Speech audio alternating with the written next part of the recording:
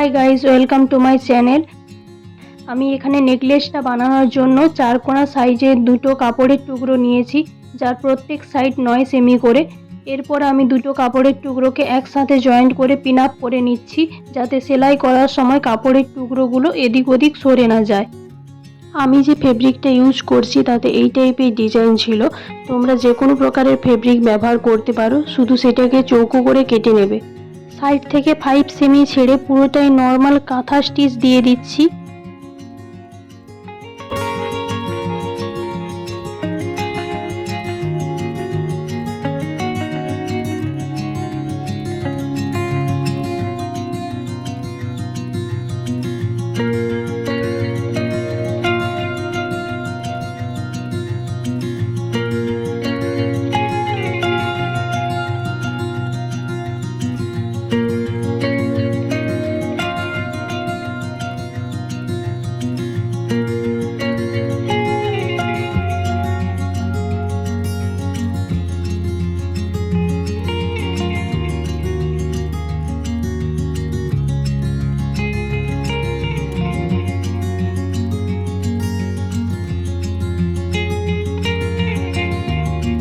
এইভাবে পুরোটা কাঁথা স্টিচ দিয়ে ওপরের সামান্য অংশটুকু বাকি রেখে দেব।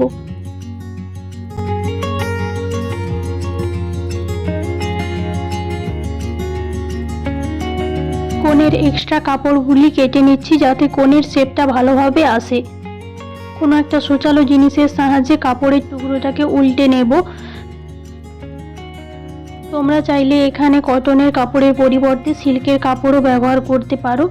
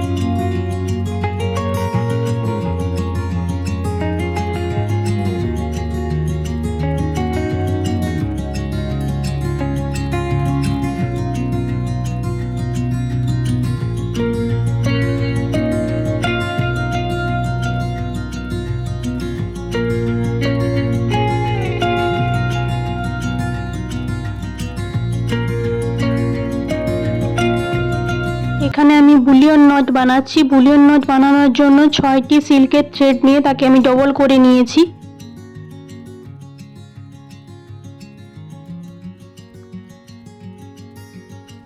বুলিয়ন নট বানানোর সময় তোমরা সূচের মুখের দিকে এই প্যাঁচটা একটু লুজ করেই দিও, যাতে সূচটা সহজেই বেরিয়ে আসতে পারে।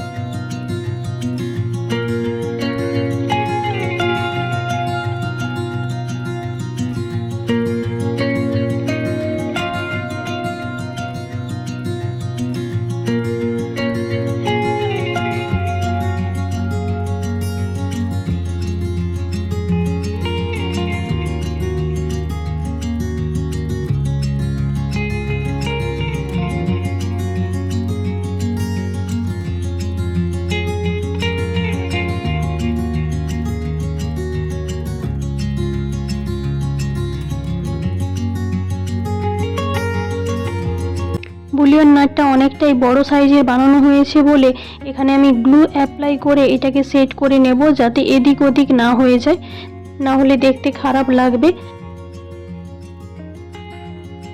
আমি এখানে ডিফারেন্ট কালারের স্টোন ব্যবহার করেছি, তোমরা চাইলে অন্য কালার ব্যবহার করতে পারো, তবে তোমরা যে কালারের ফেব্রিক ইউজ করবে সেই কালারেরই মানানসই স্টোন ব্যবহার করার চেষ্টা করবে। ইয়াররিংয়ের বুলিয়ন নটটি বানানোর জন্য 3টি সিল্কের থ্রেড নিয়ে ডবল করে নিয়েছি।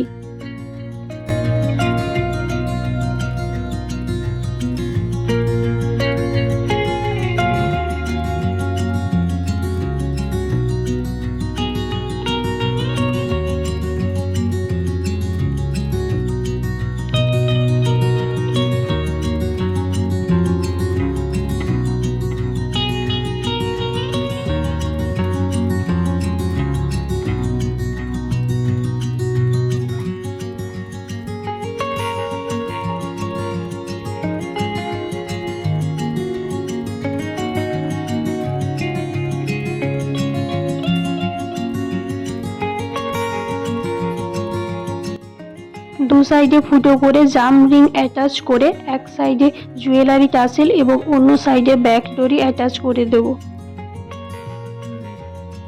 তোমরা যদি জুয়েলারি টাসেল অথবা ব্যাক ডরি বানাতে না জানো তাহলে কমেন্টে অবশ্যই জানিও, আমি তোমাদের জন্য ভিডিও আপলোড করে দেব।